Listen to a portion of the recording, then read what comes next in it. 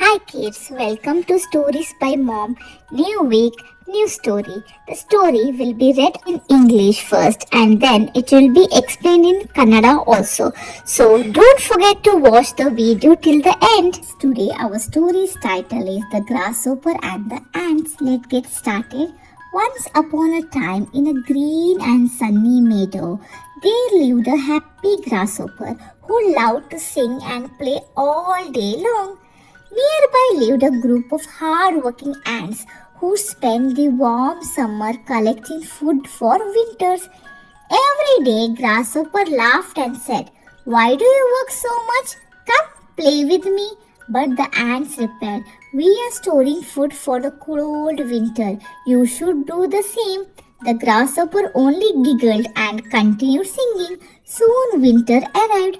The grass turned dry, the wind was cold, and all the insects hid in their warm homes. The ants had plenty of food, but the poor grasshopper had nothing to eat. Hungry and shivering, he knocked on the ants' door. The ants welcomed him inside, shared their food, and said gently, "You should work hard when you have the time. Summer won't stay forever." The grasshopper understood and promised to work hard from then on. Moral: work hard and prepare for future. Playing is fun, but there is a time for work and time for play.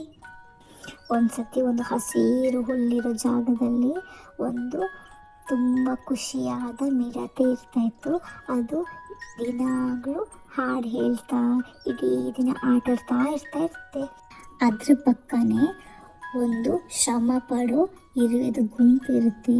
ಅದು ಚಳಿಗಾಲಗೋಸ್ಕರ ಊಟನ ಸಂಗ್ರಹಿಸ್ತಾ ಇರುತ್ತೆ. ಪ್ರತಿದಿನ ಈ ಮಿಡತೆ ಅವ್ರನ್ನ ನೋಡಿಬಿಟ್ಟು ನಗ್ತಾ ಇರುತ್ತೆ, ನಗ್ಬಿಟ್ಟು ಹೇಳ್ತಾ ಇರುತ್ತೆ, "ನೀವು ಯಾಕೆ ಇಷ್ಟು ಕಷ್ಟಪಡ್ತಾ ಇದ್ದೀರಾ? ಬನ್ನಿ ನನ್ನ ಜೊತೆ ಆಟಾಡಿ" ಅಂತ ಹೇಳ್ತಾ ಇರುತ್ತೆ. ಆವಾಗ ಆ ಇರುವೆಗಳು ಹೇಳುತ್ತೆ, "ನಾವು ಚಳಿಗಾಲಗೋಸ್ಕರ ಊಟನ ಸಂಗ್ರಹಿಸ್ತಾ ಇದ್ದೀವಿ, ನೀನು ಅದನ್ನೇ ಮಾಡಬೇಕು" ಅಂತ ಹೇಳ್ತಾರೆ. ಎಲ್ಲ ಕೀಟಗಳು ಅದ್ರ ಮನೆ ಒಳಗಡೆ ಹೋಗಿ ಬೆಚ್ಚಗೆ ಮನೆ ಒಳಗಡೆ ಹೋಗಿ ಕುತ್ಕೊಂಡಿರುತ್ತೆ. ಇರುವೆಗಳ ಹತ್ರ ತುಂಬ ತಿನ್ನಕ್ಕಿರುತ್ತೆ, ಆದರೆ ಈ ಪಾಪ ಮಿಡತೆ ಹತ್ರ ಏನು ತಿನ್ನಕ್ಕಿರಲ್ಲ. ಅದು ಹಸ್ಕೊಂಡು ನಡುಕ್ತಾ ಇರುವೆಗಳ ಮನೆ ಹತ್ರ ಹೋಗ್ಬಿಟ್ಟು ಇರುವೆಗಳ ಮನೆದು ಬಾಗಿಲನ್ನು ತಟ್ಟುತ್ತೆ.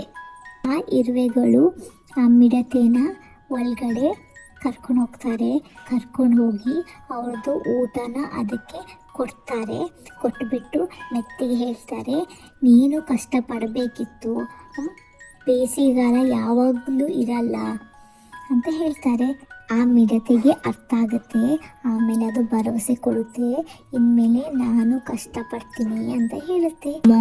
ಮಾರಲ್ ಏನಂತೀರಂದ್ರೆ, work hard and prepare for future. Play is fun but there is a time for work and time for play.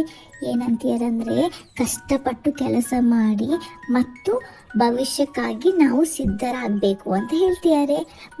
ಆಟ ಆಡೋದು ಮಜಾ ಬರುತ್ತೆ, ಆದರೆ ಆಟಕ್ಕೆ ಒಂದು ಸಮಯ ಇರುತ್ತೆ ಮತ್ತು ಕೆಲಸಕ್ಕೂ ಒಂದು ಸಮಯ ಇರುತ್ತೆ. ಆ ಸಮಯ ಪ್ರಕಾರ ನಾವು ಎಲ್ಲ ಮಾಡಬೇಕು ಅಂತ ಇದ್ದಾರೆ. Thank you for watching. Please subscribe the channel.